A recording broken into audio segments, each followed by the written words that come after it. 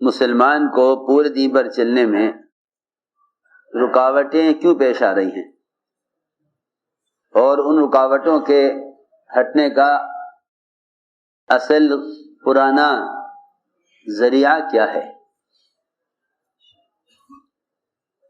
مسلمان کو اپنے دین پر استقامت کیوں نہیں ہے؟ وہ حالات کی وجہ سے یا قانون کی وجہ سے اپنے دین پر چلنے میں کیوں مجبور ہو جاوے؟ دین پر چلنے میں کیوں مجبور ہو جاوے؟ وہ یوں کیوں کہے مسلمان کہ اس زمانے میں دین کے فلاں حکم پر عمل نہیں کیا جا سکتا؟ ایسی نکمے پن کی بات ہے، ایسی غلط سوچ ہے۔ یوں کہتے ہیں کہ اگر یہ حکومت بدل گئی تو مسلمان کو دین کے فلاں حکم پر چلنے میں سہولت مل جائے گی۔ کتنی غلط سوچ ہے، کتنی غلط سوچ ہے۔ اللہ اکبر۔ ساری دنیا کا باطل مل کر ایک استنجے کی لائن کی سنت کا مقابلہ نہیں کر سکتا۔ مسلمان اس مایوسی میں پڑ گیا کہ فلاں فریضے پر عمل کیسے ہوگا جب قانون یہ ہے۔ مجھے عرض یہ کرنا ہے کہ مسلمان کو اپنے دین پر چلنے میں کلی اختیارات، اور اس کے دین میں اگر کوئی رکاوٹ پیش آ جائے تو اس پر اللہ تعالیٰ کی غیبی نصرتیں، اور مسلمان کو اپنے دین پر چلنے میں کلی اختیارات کس شرط کے پورا کرنے پر حاصل ہوں گے؟ کس شرط کے پورا کرنے پر حاصل ہوں گے؟ اللہ تعالیٰ نے خود شرط لگا دی ہے۔ اللہ نے خود شرط لگا دی۔ اللہ تعالیٰ نے شرط لگائی ہے کہ اگر تم اپنے دین کی دعوت پر ہو، اگر تم مسلمان اجتماعی طور پر اپنے دین کی دعوت پر ہو تو تمہارے دین میں رکاوٹ بننے والے کے مقابلے پر میں خود آؤں گا۔ تمہارے دین میں رکاوٹ بننے والے کے مقابلے پر میں خود آؤں گا۔ تمہیں اپنے دین سے رکاوٹوں کو ہٹانے کے لیے کسی مادی طاقت کی ضرورت نہیں، بلکہ جو تمہارے دین میں رکاوٹ بنے گا میں اس کے مقابلے پر خود آؤں گا۔ یہ اللہ تعالیٰ کا ضابطہ ہے، یہ اللہ تعالیٰ کا ضابطہ ہے۔ اللہ نے قرآن میں شرط کے ساتھ فرما دیا کہ اگر تم اس کے دین کی نصرت پر ہو تو وہ تمہاری نصرت پر ہے، اور وہ تمہارے قدموں کو دین پر جمانے والا ہے۔ ان تنصروا اللہ ینصرکم ویثبت اقدامکم۔ اللہ نے دعوت الی اللہ کو دین پر استقامت کا ضابطہ بنایا ہے۔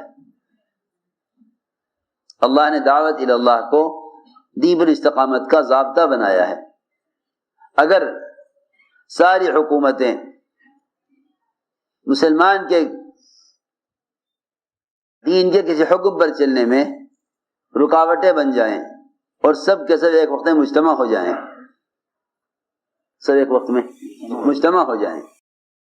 تو ایک مسلمان کو ایک سنت سے ہٹا نہیں سکتے، ایک مسلمان کو ایک سنت سے ہٹا نہیں سکتے۔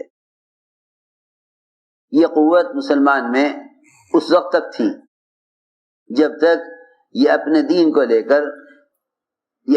لے کر خود دعوت دیا کرتا تھا اور خود نقل و حرکت پر تھا، خود نقل و حرکت پر تھا۔ میں جو کہہ رہا ہوں میری بات توجہ سے سننی پڑے گی۔ جب سے دین اور اس کے احکام کی اشاعت نقل و حرکت سے ہٹ کر آلات اور ذرائع پر اور نشر و اشاعت پر آ گئی، اس وقت سے دین کے لیے براہ راست مسلمان کے استعمال کا مجاہدہ ختم ہو گیا۔ دین کے لیے براہ راست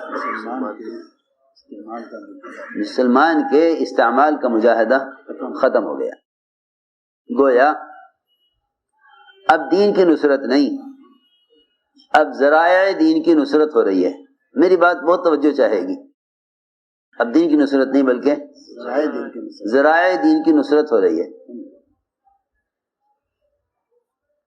مسجد تعمیر کرانا ذرائع دین ہے.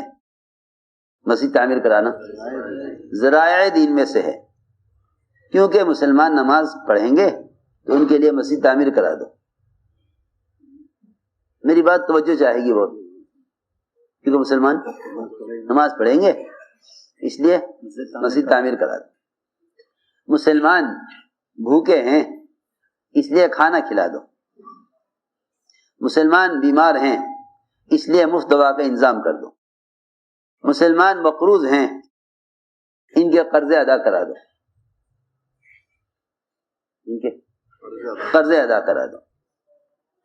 مسلمان دین سیکھنا چاہتے ہیں، لہذا دین سیکھنے کے لیے سہولت اور ذرائع اپنے مال سے اس کا انتظام کر دو.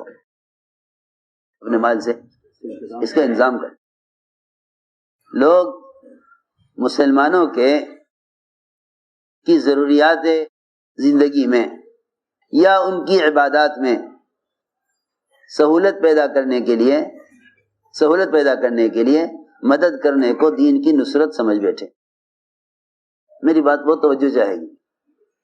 کیا سمجھ بیٹھے اس کو؟ دین کی نصرت.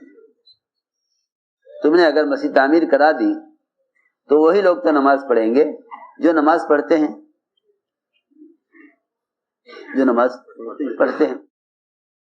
جو نماز نہیں پڑھتے ان کا نماز پر نہ لانا دین کی نصرت کا چھوڑ دینا ہے. ان کو نماز پر نہ لانا دین کی نصرت کا چھوڑ دینا ہے. اس کے ذہن میں یہ ہے کہ میں بھی تو دین کی نصرت کر رہا کیونکہ میں نے مسجد تعمیر کرا دی.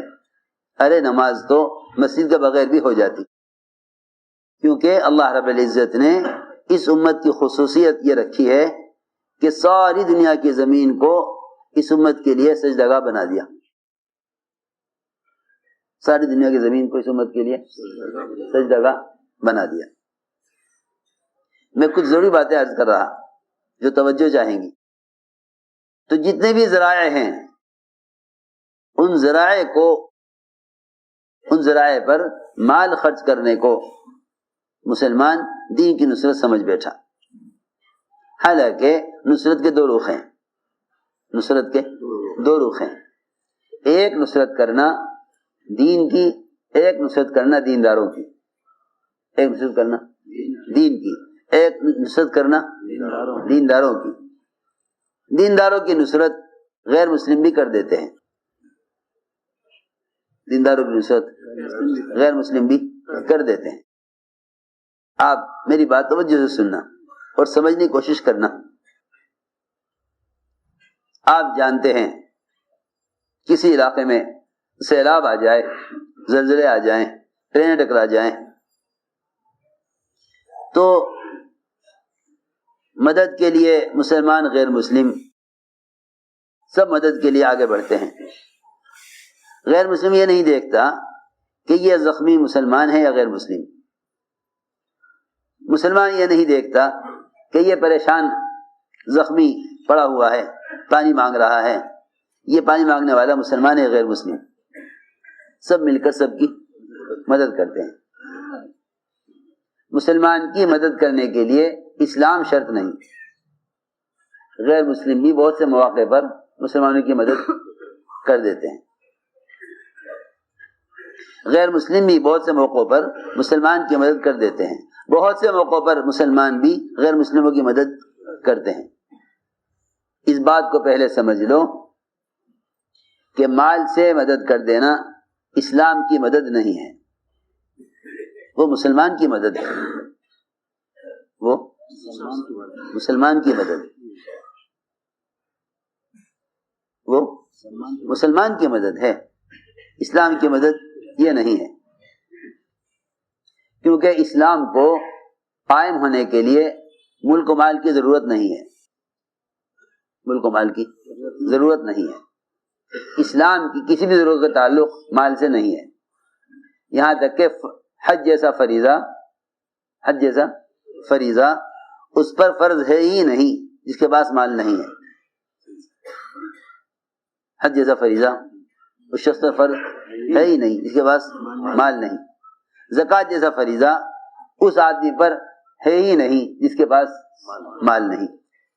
مال ہوگا تو زکوٰۃ فرض ہوگی, مال ہوگا تو حج فرض ہوگا, ورنہ یہ دونوں فریضے فرض نہیں ہیں. تو میں نے عرض کیا کہ دین کی نصرت کیا ہے. دین کی نصرت یہ ہے کہ مسلمان ایک دوسرے کو دین کی طرف آمادہ کریں. یہ دین کی نصرت ہے, یہ دین کی نصرت ہے.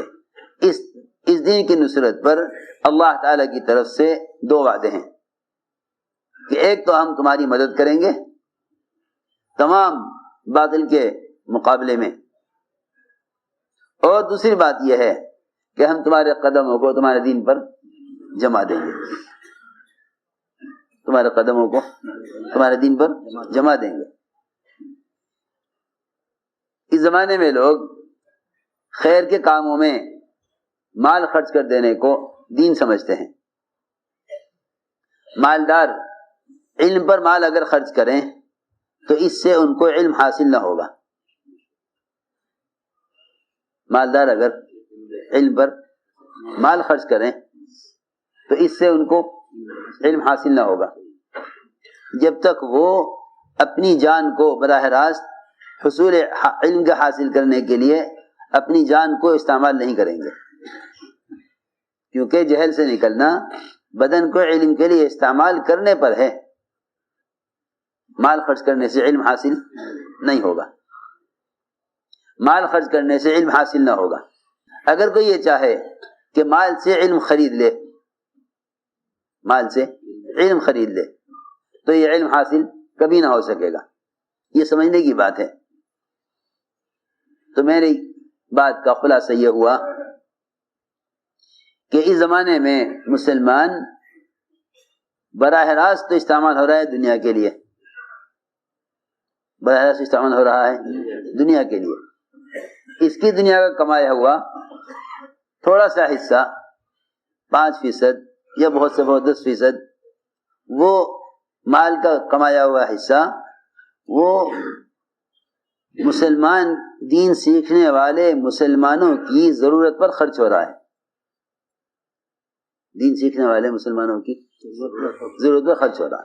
اتنے مسلمان علم حاصل کر رہے ہیں, ان کے لیے میں کھانے کا انتظام کرتا ہوں.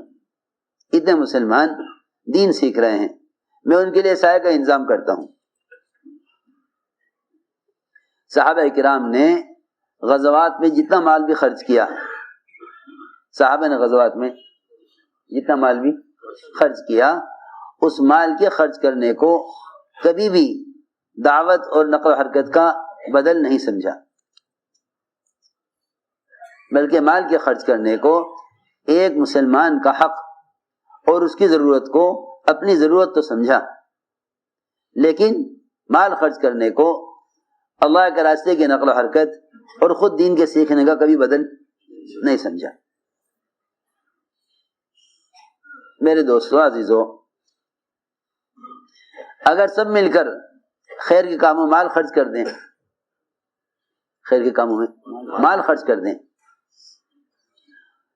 تو جب مال خرچ کرنے والوں کے دین کے مقابلے پر کوئی قانون یا کوئی رکاوٹ آئے گی تو یہ اس رکاوٹ کا مقابلہ مال سے نہیں کر سکیں گے. رکاوٹ کا مقابلہ مال سے نہیں کر سکیں گے. یہ ہے سمجھنے کی بات کہ دین پر کوئی رکاوٹ آ گئی تو یہ دین کی رکاوٹ کا مقابلہ مال سے نہیں کر سکیں گے. یہ بات کھلی آنکھوں نظر آ رہی ہے.